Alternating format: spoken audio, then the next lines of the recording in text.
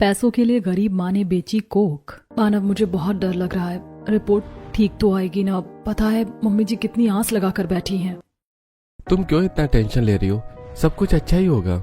मैंने मन्नत मांगी है कि अगर इस बार रिपोर्ट पॉजिटिव आएगी तो मैं तुम्हें लेकर वैष्णो देवी जाऊंगा और वहां 101 गरीबों को खाना खिलाऊंगा।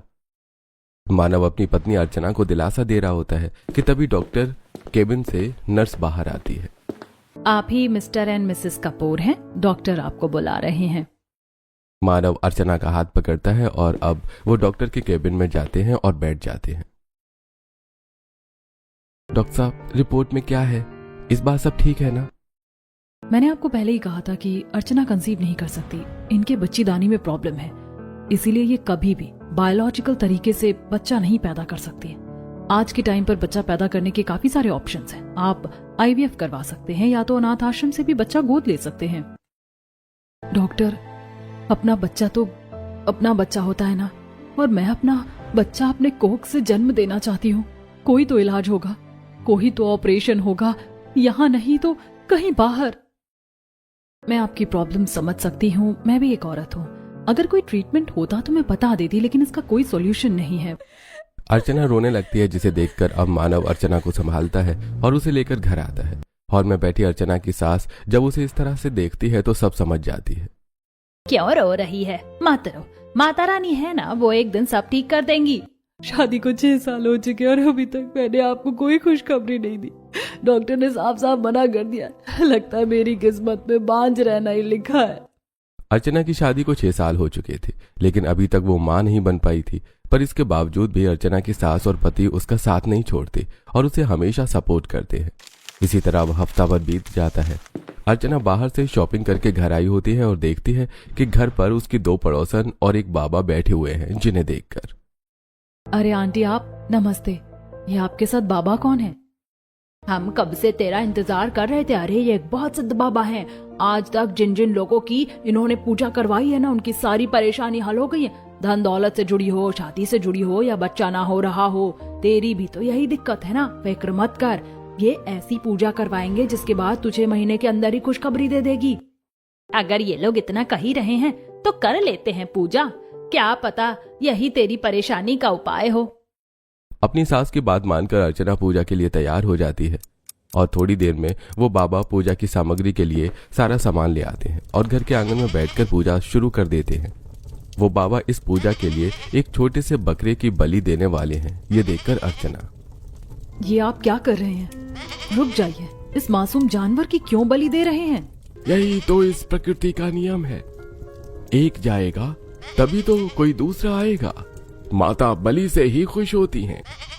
वो बाबा बकरी की बलि देने ही वाला होता है कि तभी ऑफिस से मानव घर आता है और ये सब देखकर जल्दी से उस बाबा को रोकता है और गुस्से में, क्या हो रहा है ये?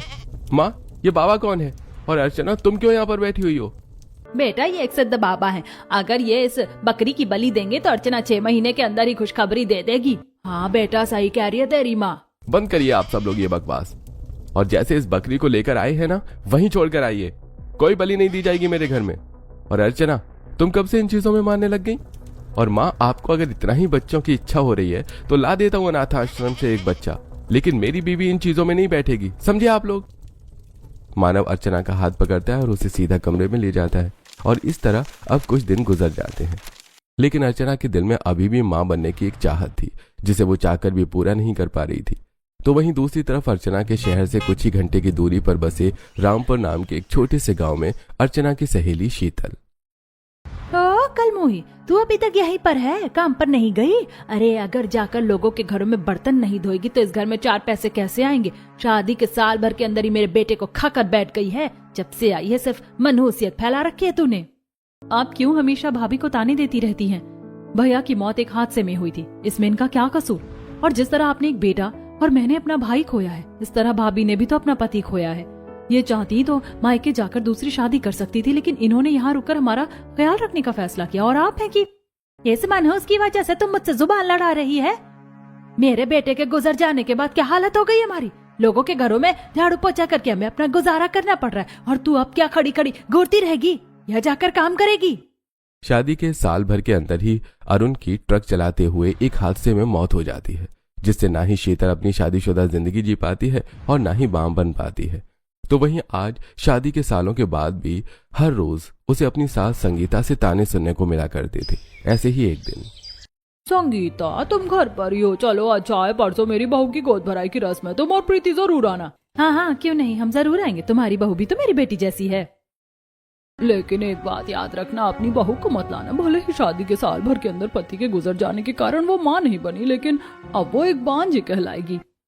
अब पता है मुझे पल्लवी, और मैं एक बांझ का सहारा एक गर्भवती औरत के ऊपर नहीं पड़ने दूंगी। मैं तो खुद परेशान हूँ उससे। अपनी सास और पड़ोसन पल्लवी की ये बातें शीतल सुन लेती है और वो अब आंखों में आंसू लिए शीतल गांव में बनी नदी किनारे जाकर रोने लगती है। इसमें मेरा क्या कसूर? अगर मैं शादी के साल भर के अंदर मां नहीं बन पाई तो मेरे पति मेरे पास रहते ही कहाँ थे? काम के सिलसिले में अक्सर उन्हें बाहर ही रहना पड़ता था। सच में इस समाज में एक विधवा और बांझ औरत के लिए कोई जगह नहीं है। शीतल काफी देर तक नदी किनारे बैठकर ही रोती रहती है और इसी तरह अब हफ्ता भर गुजर जाता है। और आज शीतल की सास संगीता की बहन कौशल्या प्रीति के लिए शहर का एक रिश्ता लाई होती है। रिश्ता तो बढ़िया है कौशल्या, लेकिन रिवाज तो ये होता है कि लड़के वाले लड़की वालों के घर आते हैं। तो वो लोग आएंगे ना घर, लेकिन गांव नहीं आ सकते। शहर में मेरी नंद रहती सरस्वती, उससे बात कर ली है मैंने, हफ्ता भर उसके घर पर ही रह लेना और रिश्ते वाले भी वहाँ आ जाएंगे। एक बार अगर हमारी प्रीति का रिश्ता यहाँ लग गया ना तो वो इस गरीबी से निकल कर एक अच्छी जिंदगी जिएगी। और तुम ट्रेन की टिकट की पैसों की भी फिक्र मत करो, वो मैं करवा दूंगी और आने जाने के लिए भी पैसे दे दूंगी। प्रीति भी तो मेरी बेटी जैसी है। 2 दिन बाद की ही कौशल्या शहर जाने की ट्रेन की टिकट बुक करवा देती है। तो वहीं 2 दिन बाद संगीता अपनी बहू और बेटी के साथ ट्रेन का सफर तय करते हुए शहर पहुंचती है, जहां वो सब सरस्वती के घर पर रुकते हैं। अब आप सब लोग आराम कर लीजिए। काकी, वो यहाँ आसपास कोई मंदिर वगैरह है क्या? मैं थोड़ी देर वहाँ हो आती हूँ। हाँ मंदिर तो है, यहीं चौक पार करके है, तुम चली जाओ। शीतल अब थोड़ी देर के लिए मंदिर चली जाती है और जब मंदिर से शीतल घर लौट रही होती है कि तभी उसके सामने अचानक से एक बड़ी सी गाड़ी आकर रुकती है, जिसे देखकर शीतल डर के मारे नीचे गिर जाती है। दरअसल ये गाड़ी किसी और की नहीं बल्कि अर्चना की होती है। अर्चना जैसे ही गाड़ी से निकलकर शीतल को उठाने के लिए जाती है तो देखती है कि वो उसकी बचपन की सहेली शीतल है, जिसे देखकर, अरे शीतल, तू यहाँ? तू तो शादी करके गाँव चली गई थी ना, कैसी है तू? और इन सालों में कितनी बदल गई है। तू भी कितनी बदल गई है, मुझे तो यकीन ही नहीं हो रहा कि तू ही मेरी वही बचपन वाली सहेली है। यहाँ पास में ही एक कैफे है, वहाँ चलकर बात करते हैं।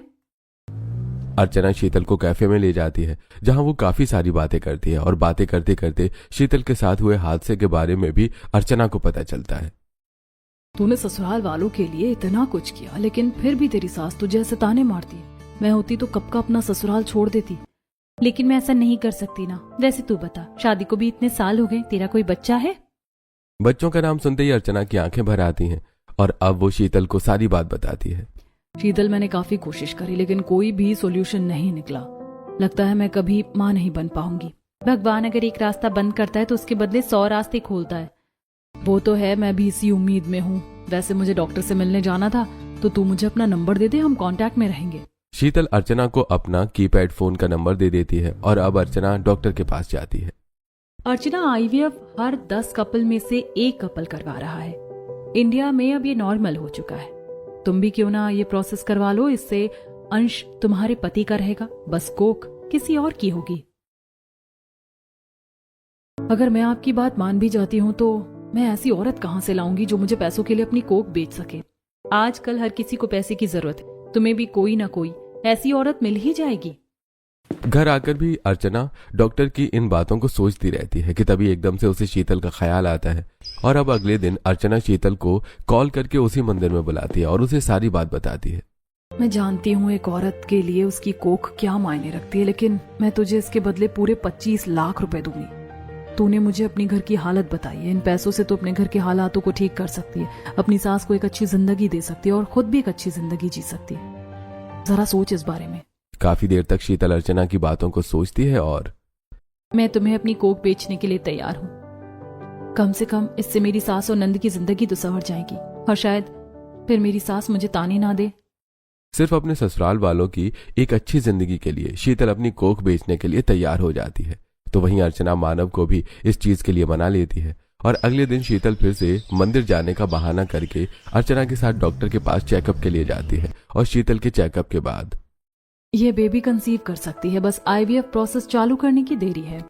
शीतल 1 हफ्ते के लिए शहर में थी और इसी 1 हफ्ते के अंदर डॉक्टर उसका आईवीएफ प्रोसेस कर देते हैं और आज शीतल अपनी सास और नंद के साथ वापस गांव जाने वाली होती है।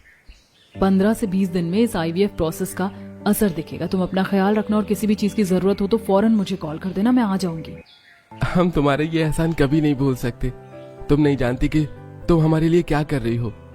माँ भी बहुत खुश है कि अब उन्हें भी कुछ वक्त में खेलने के लिए एक पोता या पोती मिलने वाली है। बस मैं भी अभी माँ जी को इस बारे में कुछ नहीं बताऊंगी, वरना वो गुस्सा करेंगी। ट्रेन का टाइम होने वाला है, अब मैं चलती हूँ। शीतल अब अपनी सास और नंद के साथ गांव आ जाती है तो वहीं दूसरी तरफ अर्चना काफी ज्यादा खुश होती है। मानव, मैं तुम्हें बता नहीं सकती कि आज मैं कितनी ज्यादा खुश हूँ। बस कुछ महीने और फिर मैं माँ बन जाऊंगी। अरे तो मैं भी तो पापा बनूंगा ना। तुम देखना चाहे लड़का हो या लड़की, मैं उसे बहुत प्यार करूंगा। अब तो बस भगवान से ही प्रार्थना है कि शीतल की रिपोर्ट पॉजिटिव आए। अब भी ऐसे 1-2 हफ्ते गुजर जाते हैं। शीतल हर रोज की तरह कुएं पर पानी भरने के लिए गई होती है कि तभी अचानक उसे चक्कर आने लगते हैं। तुम ठीक तो हो ना? बस वो अचानक सर घूम रहा है। लगता है तुम्हारी तबीयत ठीक नहीं है। काम करो, तुम यहाँ बैठ जाओ। मालती शीतल को कुएं के पास बैठा देती है, लेकिन बैठते ही शीतल अचानक से बेहोश हो जाती है, जिसे देखकर आसपास की सभी औरतें घबरा जाती हैं। तो वहीं मालती शीतल पर पानी की छींटे डालकर उसे होश में लाती है और सभी मिलकर शीतल को उसके घर छोड़ती हैं। सुबह तो बिल्कुल ठीक ठाक गई थी, तो ये चक्कर कैसे आ गए? क्या पता काकी तबीयत खराब हो गई। शाम तक आराम कर लेगी तो ठीक हो जाएगी। शीतल उस दिन पूरा दिन आराम करती है, लेकिन जैसे वो शाम को बिस्तर से उठती है तो अचानक से उल्टियां शुरू हो जाती हैं। ये देखकर संगीता, इसे हो क्या रहा है? कहीं ये मरने तो नहीं वाली है? कुछ अच्छा नहीं बोल सकती हो तो कम से कम बुरा तो मत बोलो। भाभी की कितनी तबीयत खराब है और आप हो कि मैं अभी वैद्य से दवाई लेकर आती हूँ। भगवान, ये क्या हो रहा है मुझे? चक्कर आना, उल्टी होना, ये सब तो प्रेगनेंसी की निशानी है। कहीं मैं प्रेग्नेंट तो नहीं? शीतल अगले दिन ही शीतल अर्चना को कॉल करके सारी बात बताती है, जिसे सुनकर अर्चना अब शहर से ढेर सारे गिफ्ट और चीज लेकर शीतल के ससुराल जाती है। संगीता ये सब देखकर, तुम्हें देखकर लगता तो नहीं कि तुम मेरी बहू की सहेली हो। इतनी अमीर होकर इतनी गरीब लड़की की सहेली। दोस्ती अमीरी गरीबी से थोड़ी ना देखी जाती है। मैं तो कितने सालों से शीतल को ढूंढ रही थी। वो तो अच्छा हुआ कि जब शीतल शहर आई तो मेरी उससे मुलाकात हो गई। वैसे मैं आप लोगों के लिए भी काफी सारी चीज लेकर आई हूँ। आपके लिए साड़ी, प्रीति के लिए सूट और साथ में खाने पीने का भी काफी सामान है। ये बेटा, तुम्हें तो अच्छे से पता है कि किसी के घर जाने से पहले क्या ले जाना चाहिए। तुम दोनों बातें करो, मैं ये सामान अंदर रख कर आती हूँ। संगीता के कमरे में जाते ही अर्चना, मुझे पता है तुम प्रेग्नेंट हो चुकी हो। बस एक बार हमें चेकअप के लिए जाना है। लेकिन माँ जी को क्या बोलेंगे? तुम्हारे गांव में मेला लगा है ना, देखने के बहाने चलते हैं। मेले में तो सुबह से शाम हो ही जाती है। इसी बीच जल्दी से शहर जाकर चेकअप करवा कर आ जाएंगे। मेले का बहाना लगाकर शीतल और अर्चना घर से निकलते हैं और अब अर्चना शीतल को गाड़ी में बैठाकर शहर ले जाती है, जहां डॉक्टर के चेकअप करने में पता चलता है कि शीतल प्रेग्नेंट है। हे भगवान, आखिरकार तूने मेरी मन्नत सुन ही ली। आज जाकर मैं सभी जरूरतमंद लोगों में खाना, कपड़े सब बांटूंगी।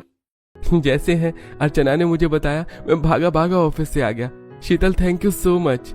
शीतल के कंसीव होने पर अर्चना और मानव काफी ज्यादा खुश होते हैं। उसके बाद अर्चना शीतल और उसके ससुराल वालों के लिए काफी शॉपिंग करवा कर उसे गांव छोड़कर वापस आ जाती हैं। तो वहीं इतना सारा सामान देखकर प्रीति, आपकी सहेली तो बहुत अच्छी है। सुबह कितना सब कुछ लाई थी और अभी भी उसने कितनी सारी चीज दी है। ड्राई फ्रूट्स, जूस और तो और घर के लिए भी कितना सामान है।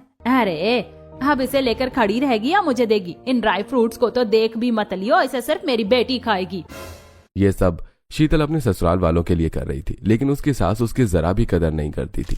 और अब ऐसे ही दिन गुजरने लगते हैं और आज अर्चना शीतल को कॉल करती है।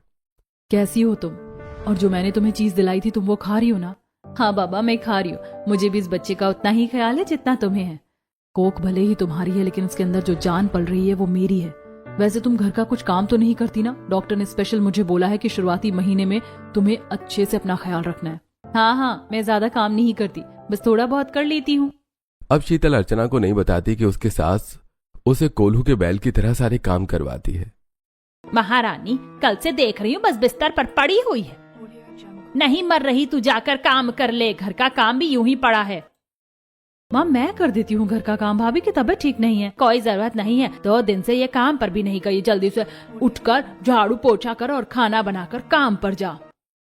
अर्चना शीतल को अच्छी अच्छी चीज खाने के लिए दे रही थी वो सब संगीता छुपाकर अपने कमरे में रख ली थी। तो वहीं ऐसी हालत में भी ठीक से खाना न मिल पाने की वजह से शीतल थोड़ी कमजोर हो गई थी, जिससे काफी जल्दी थक जाया करती थी। शीतल, कुछ दिनों से देख रही हूँ काम पर भी लेट आती हो, ठीक से कुछ काम भी नहीं करती। तबीयत तो ठीक है ना? मालकिन, वो बस आजकल थोड़ी थकान रहती है, 1-2 दिन दवाई खाऊंगी ना तो ठीक हो जाऊंगी। ऐसे अब कुछ दिन गुजर जाते हैं। कमजोरी के साथ साथ अब शीतल की प्रेगनेंसी की क्रेविंग भी बढ़ने लगी थी। हर प्रेग्नेंट औरत की तरह शीतल भी अब खट्टी चीज खाना शुरू कर देती है। वैसे तो मुझे कैरी बिल्कुल नहीं पसंद, लेकिन ऐसी हालत में ये कितनी बढ़िया लग रही है। आज तो मैं खाना भी आम के अचार के साथ ही खाऊंगी, सब्जी खाने का तो दिल ही नहीं चाहता। रसोई के पास बैठकर शीतल कैरी खा रही होती है कि तभी संगीता आती है, और जब वो शीतल को कैरी खाता देखती है तो क्या हो गया तुझे, इतना खट्टा क्यों खा रही है? परसों भी तो बाहर आंगन में बैठकर इमली खा रही थी, कल खाने के साथ भी तूने ढेर सारा अचार लिया है और अब कैरी। तबीयत खराब की वजह से मुंह का स्वाद बिगड़ गया है ना, तो बस इसीलिए ही खट्टी चीज खा रही थी। कुछ तो गड़बड़ है, इसका वजन भी थोड़ा बड़ा बड़ा सा लग रहा है। ये खट्टी चीज भी काफी खा रही है, और तो और हर हफ्ते इसे 1 से 2 बार तो उल्टी हो ही जाती है। ये सब तो गर्भवती औरतों के लक्षण है, लेकिन मेरी बहू गर्भवती कैसे हो सकती है? ये जैसी भी है, लेकिन बाहर जाकर मुंह काला करे ऐसी तो नहीं है। शीतल की इन हरकतों की वजह से अब संगीता के मन में धीरे धीरे शीतल के लिए शक बैठने लगा था। तो वहीं दूसरी तरफ शहर में अर्चना आज अपने होने वाले बच्चे के लिए ढेर सारी शॉपिंग करके आती है, जिसे देखकर कलावती, अरे बहू, क्या सारा मॉल ही उठाकर लेकर आ गई है? क्या करूं माँ जी, जो जो अच्छा लगा सब उठाकर ले आई हूँ। पता नहीं कि लड़का होगा या लड़की, इसीलिए मैं तो दोनों के लिए चीज लेकर आई हूँ। बच्चा होने में अभी काफी वक्त था, लेकिन फिर भी अर्चना अभी से ही बच्चों के आने की तैयारी जोरों शोरों से करने में लगी हुई थी। ये रूम कितना अच्छा लग रहा है ना, ये झूला, ये खेल खिलौने, ये गुड़िया, सब कितना प्यारा है। जब हमारा बच्चा ही देखेगा तो कितना खुश होगा। मैं सोच रहा हूँ कि हम थोड़े और खिलौने ले आते हैं, हमारे बच्चे के पास हर तरीके का खिलौना होना चाहिए। अर्चना और मानव काफी ज्यादा खुश थे। तो वहीं आज अर्चना फिर से गांव आती है। अरे आंटी जी, आप क्यों फिक्र कर रही हैं? शीतल बस मुझे गांव ही दिखा रही है, हम शाम तक आ जाएंगे। अर्चना बहाना बनाकर शीतल को अस्पताल ले जाती है, और इस बार जब डॉक्टर शीतल का चेकअप करती हैं तो डॉक्टर, सब ठीक तो है ना? आप इतनी शांत क्यों हैं? सच कहा है किसी ने, जब भगवान देता है ना तो छप्पर फाड़ कर देता है। तुम्हारे पेट में 1 नहीं बल्कि 2 बच्चे हैं। क्या कहा आपने? हाँ, और जब ये बात अर्चना को पता चलेगी तो वो कितनी खुश हो जाएगी। इससे पहले डॉक्टर जुड़वा बच्चों की बात अर्चना को बताती कि तभी शीतल डॉक्टर को रोकते हुए, डॉक्टर, मैं आपके सामने हाथ जोड़ती हूँ, ये जुड़वा बच्चों की बात आप अर्चना को मत बताइएगा। भगवान ने मुझसे मेरा पति और माँ बनने का सुख दोनों छीन लिया। सालों के बाद ही सुख नसीब हुआ है। अर्चना को सिर्फ 1 ही बच्चा चाहिए ना, मैं उसे 1 औलाद देकर इस दूसरे बच्चे को खुद पालूंगी, ताकि मुझे भी कोई माँ कहकर पुकार सके। Please doctor. शीतल की इस भावना को देखकर डॉक्टर थोड़ी इमोशनल हो जाती है, और अब वो अर्चना को जुड़वा बच्चों के बारे में कुछ नहीं बताती। बेबी बिल्कुल हेल्दी है, बस शरीर में इनके थोड़ी कमजोरी है। मैं कुछ टैबलेट लिख देती हूँ, ठीक हो जाएगी। चेकअप के बाद अस्पताल से निकलते हुए शीतल गलती से रिपोर्ट इस बार अपने बैग में ही रख लेती है, और अब अर्चना उसे गांव छोड़ देती है। शाम का वक्त होता है। शीतल बाहर आंगन में से कपड़े निकाल रही होती है, तो वहीं प्रीति बिस्तर पर रखे शीतल के बैग को उठाकर साइड में रख रही होती है। तभी उसकी नजर बैग के अंदर रखी रिपोर्ट पर जाती है, और जब वो मेडिकल रिपोर्ट को पढ़ती है तो उसके होश उड़ जाते हैं। इस रिपोर्ट के मुताबिक तो भाभी प्रेग्नेंट है, लेकिन ये कैसे हो सकता है? प्रीति चाहकर भी ये बात अपनी माँ से छुपा नहीं सकती थी। तो वहीं जब ये बात संगीता को पता चलती है तो वो शीतल को एक जोरदार थप्पड़ मारती है। अरे मैं तो तुझे सिर्फ मनहूस समझती थी, लेकिन तू नीच गिरी हुई निकली। अरे तेरी नंद का रिश्ता लग गया। अगर किसी को पता चलेगा कि तू पेट से है तो क्या होगा? सच सच बता, किसका पाप लेकर घूम रही है तू? किसी का पाप नहीं है, मैंने अपनी कोख बेची है। शीतल अब जल्दी अर्चना को कॉल करती है और ये सारी बात बताती है, जिसे सुनकर अर्चना और मानव फौरन गांव आ जाते हैं, और अर्चना संगीता को सारी बात समझाती है। मैं इस काम के लिए शीतल को पूरे 25 लाख रुपए दूंगी। वो पूरी तरह से पवित्र है। हमने मेडिकल साइंस का इस्तेमाल करके ये सब किया है। क्या कहा? 25 लाख रुपए? हाँ। 25 लाख का नाम सुनकर संगीता के दिल में लालच जाग जाता है, और अब जैसे अर्चना और मानव वहां से जाते हैं तो वहीं प्रीति अब अपनी माँ के सामने जुड़वा बच्चों की बात रखती है। इसका मतलब उन लोगों को नहीं पता कि तेरे पेट में जुड़वा बच्चे हैं। ये तो बहुत बढ़िया है। 25 लाख के साथ साथ एक बच्चा भी मिल रहा है जो हमारे बुढ़ापे का सहारा बनेगा। संगीता के दिल में सिर्फ लालच ही था, लेकिन शीतल के दिल में सिर्फ बच्चों के लिए ममता। इसी तरह अब दिन गुजरते हैं और धीरे धीरे शीतल का पेट भी निकलने लगता है, जिसे देखकर संगीता अब उसे घर से बाहर निकलने नहीं देती। तो वहीं आस पड़ोस की औरतें, क्या बात है संगीता, तुम्हारी बहू आजकल दिखती नहीं है, कुछ ज्यादा ही तबीयत खराब है क्या उसकी? अरे उसके पेट में कोई दिक्कत है, डॉक्टर ने ऑपरेशन बताया है तो बस उसी की दवाई चल रही है। संगीता आसपास के लोगों से बहाना शुरू कर देती है। समय यूं ही गुजरता है और शीतल का 8वां महीना लग जाता है, जिसे देखकर अर्चना शीतल और उसके घर वालों को लेकर अपने फार्म हाउस पर आती है और धूमधाम से शीतल की गोद भराई की रस्म होती है। ये सोने का सेट तुम्हारे लिए, जितना हमारे लिए कर रही हो ना, उसके सामने तो बस ये छोटा सा तोहफा है। अपनी बहू को इतना सब कुछ मिलता देखकर संगीता का लालच बढ़ता ही जा रहा था और अब वो पैसों का इंतजार कर रही थी। तो वहीं दूसरी तरफ अर्चना अब एक सगी बहन की तरह शीतल का ध्यान रखती है, उसे शॉपिंग करवाना, योगा क्लासेस ले जाना, अपने हाथों से खाना बनाकर खिलाना, जिसे देखकर शीतल खुश तो थी, लेकिन जुड़वा बच्चों की बात छुपाने का रिग्रेट भी उसके मन में था। वैसे अर्चना, अगर कल को मुझे जुड़वा बच्चे हुए तो तुम क्या दोनों बच्चों को रख लोगी? हाँ हाँ, क्यों नहीं, मैं दोनों को प्यार करूंगी और 2 बच्चों के बदले मैं तुम्हें 25 नहीं पूरे 50 लाख रुपए दूंगी। अर्चना की बात सुनकर शीतल घबरा जाती है और अब वो किसी भी कीमत पर अपने दूसरे बच्चे को नहीं खोना चाहती थी, इसलिए वो न चाहते हुए भी अर्चना से ये बात छुपाती है। इसी तरह हफ्ते गुजरते हैं और आखिरकार शीतल की डिलीवरी का दिन ही आ जाता है, लेकिन लास्ट मोमेंट पर शीतल के पेट में एक बच्चा घूम जाता है और उसकी हालत काफी खराब हो जाती है। चाहे कितने भी पैसे क्यों ना लग जाए, आप बस माँ और बच्चे को बचा लीजिए। हे भगवान, अगर बच्चों को कुछ भी हुआ तो मुझे 25 लाख रुपए नहीं मिलेंगे, अब क्या करूं मैं? माँ की जान को तो इतना खतरा नहीं है जितना बच्चों की जान को खतरा है। क्या कहा आपने? बच्चों की जान को? आप कहना क्या चाह रही हैं? शीतल के पेट में जुड़वा बच्चे हैं? डॉक्टर, सच सच बताइए मुझे। हड़बड़ी में डॉक्टर गलती से सच बोल देते हैं, तो वहीं अब अर्चना के पूछने पर वो उसे सारी कहानी बताते हैं। मैं आपको बताना चाहती थी, लेकिन माँ की ममता को देखते हुए मैं चुप हो गई। देखा मानव, वो हमारे बच्चे को हमसे छीन रही थी। सही कहते हैं लोग कि गरीब कभी भरोसे के लायक नहीं होते। तुम्हारा दिमाग तो नहीं खराब हो गया है? अरे तुमने उस बच्चे को 9 महीने को कोख में नहीं रखा, फिर भी तुम्हें उसे कितना लगाव है, लेकिन जो माँ उस बच्चे को अपनी कोख में पाल रही है, क्या उसे लगाव नहीं होगा? इसमें गलत ही क्या है? अगर जुड़वा बच्चे होंगे तो क्या हुआ, वो एक रख सकती जो उसके बुढ़ापे का सहारा बने। बाहू, जरा खुद को उसकी जगह रखकर देख। तू तो सिर्फ माँ नहीं बन सकती, लेकिन उस बेचारी को तो पति भी नहीं है। बांझ ना होकर भी वो वैसी जिंदगी जी रही थी। अपने पति और सास की बात सुनकर अर्चना को अपनी गलती का एहसास होता है और अब वो डॉक्टर से, आप पूरी कोशिश करिए लेकिन माँ को बचाइए। मैं माँ नहीं भी बन सकी तो कोई बात नहीं, लेकिन मैं किसी की जान को दांव पर नहीं लगा सकती। पेपर फॉर्मेलिटी पूरी करने के बाद अब डॉक्टर शीतल को ऑपरेशन थिएटर में ले जाते हैं, जहां काफी देर तक शीतल का ऑपरेशन चलता है। तो वहीं बाहर बैठे सभी लोग काफी परेशान हो रहे होते हैं। अर्चना, सब ठीक होगा, भगवान है हमारे साथ। थोड़ी देर में ऑपरेशन थिएटर की लाइट बंद होती है और जब डॉक्टर बाहर निकल कर आते हैं तो खुशखबरी है, माँ और दोनों बच्चे सही सलामत है। शीतल को दोनों बेटे हुए हैं। ऐसा कई कम केसेस में होता है। थोड़ी देर बाद आप शीतल और बच्चों से मिल सकते हैं। डॉक्टर की बात सुनकर सभी लोग काफी खुश होते हैं। तो वहीं अर्चना और मानव की खुशी का ठिकाना नहीं होता। थोड़ी देर बाद जब सभी शीतल और बच्चों से मिलने के लिए वार्ड में पहुंचते हैं तो कैसी हो तुम? ज्यादा दर्द तो नहीं हो रहा ना? कुछ दिन आराम करोगी तो पूरी तरह से ठीक हो जाओगी। वैसे ये दोनों बच्चे कितने प्यारे हैं ना, बिल्कुल तुम पर गए हैं। लेकिन इसकी नाक तो बिल्कुल तुम्हारी जैसी लग रही है, और लगेगी भी क्यों ना, तुम इसकी माँ जो हो। मुझे माफ करना शीतल, जुड़वा बच्चों का सुनकर मेरे दिल में लालच आ गया था। सोचा था एक बच्चा लेकर मैं उसे पालूंगी और अपने बुढ़ापे का सहारा बनाऊंगी, लेकिन मैं गलत थी। तुम दोनों बच्चों को रख सकती हो और मुझे इसके बदले कोई पैसे भी नहीं चाहिए। मेरी तरह तुम्हें भी एक माँ बनने का हक है। मजबूरी में आकर तुमने अपनी कोख बेची, लेकिन जब भगवान ने मेरे साथ साथ तुम्हें भी प्रसाद दिया है तो फिर उसे लेने में क्या दिक्कत है? अर्चना और शीतल अब दोनों मिलकर बच्चों को उठाकर अपने सीने से लगाती हैं। तो वहीं ये सब देखकर मानव और कलावती काफी ज्यादा भावुक हो जाती हैं और अब दोनों बच्चों का नामकरण होता है, जिसके बाद अब शीतल जाने की तैयारी करने लगती है। ये देखकर अर्चना, शीतल, जाना जरूरी है क्या?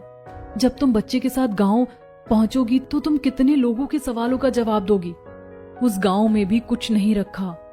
तुम यहीं शहर में रहो, हमारा जो फार्म हाउस है मैं तुम्हारे नाम कर देती हूँ। तुम वहां पर अपनी फैमिली के साथ आराम से रहो। भले ही मैंने शुरुआत में पैसों के लिए अपनी कोख बेची हो अर्चना, लेकिन अब मुझे इन पैसों की कोई जरूरत नहीं। मैं मेहनत करके अपने बच्चे को पालूंगी। तुमने ही तो कहा था कि तुम्हारी तरह मैं भी माँ हूँ, तो क्या मेरा इस पर इतना भी हक नहीं है? पैसे लेने से तुमने मना कर दिया, लेकिन क्या इस बच्चे की अच्छी परवरिश के लिए तुम यहाँ नहीं रुक सकती? हाँ शीतल, मैं दोनों बच्चों को एक जैसा जीवन देना चाहता हूँ। प्लीज यहीं रुक जाओ और लोगों के बारे में मत सोचना, हम सब संभाल लेंगे। जरा मेरे बारे में भी सोच लो बेटा, मुझे भी अपने दो दो पोतों के साथ खेलने का मौका मिलेगा। सभी के समझाने पर अब शीतल उनकी बात मान जाती है। तो वहीं अर्चना और मानव अपना बड़ा सा फार्म हाउस शीतल और उसके बच्चे के नाम कर देते हैं, जिसमें शीतल अब अपने बच्चे, सास और नंद के साथ रहती है। तो वहीं बैठे बैठे इतना सब कुछ मिल जाने पर अब संगीता को भी अपनी बहू से कोई शिकायत नहीं होती और अब दोनों बच्चों को दो दो माँ का प्यार भी मिलता है।